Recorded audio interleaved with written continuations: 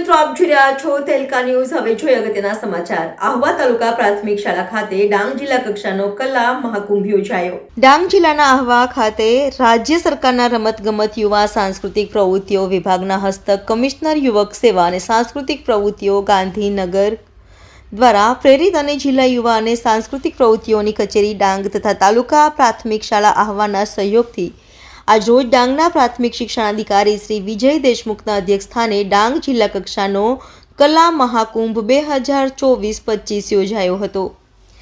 આ પ્રસંગે મુખ્ય મહેમાન શ્રી વિજયભાઈ દેશમુખે જણાવ્યું હતું કે શિક્ષણ એ જીવનના મુખ્ય ધારાનો ભાગ છે, જ્યારે સાંસ્કૃતિક પ્રવૃત્તિઓ, રમતગમત વગેરે જીવનની ગુણધારાઓ છે, પરંતુ શિક્ષણની સાથે સાંસ્કૃતિક પ્રવૃત્તિઓ, રમતગમત અને કલા જેવી બાબતો પણ જીવનમાં ખૂબ જ જરૂરી છે। ત્યારે અભ્યાસની સાથે સાથે સાંસ્કૃતિક પ્રવૃત્તિઓ વગેરે સાથે જોડાઈ આગળ વધવા માટે વિદ્યાર્થીઓને આહવાન કર્યું હતું। ડાંગના આહવા ખાતે યોજાયેલ જિલ્લા કક્ષાના કાર્યક્રમમાં કુલ 23 કૃતિઓમાં અલગ અલગ વય જૂથ ધરાવતા 1200થી વધુ સ્પર્ધકોએ ભાગ લીધો હતો।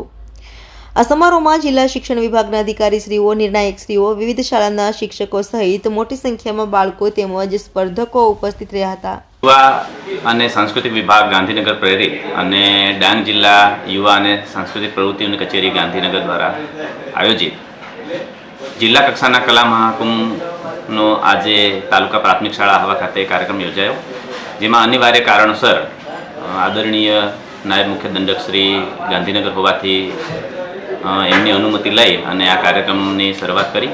આદરણીય પ્રમુખશ્રી પણ એમની દિલ્હીની ટૂરથી આવી શક્યા નથી, એટલે એમની પણ અનુમતિ લઈને આ કાર્યક્રમ આજે કરવામાં આવી રહ્યો છે, જેમાં કુલ 23 પ્રકારની કલા ક્ષેત્રોની ઇવેન્ટ આજે યોજાશે, જેમાં કુલ 32 શાળાઓના 1200 જેટલા વિદ્યાર્થીઓ ભાગ લઈ રહ્યા છે।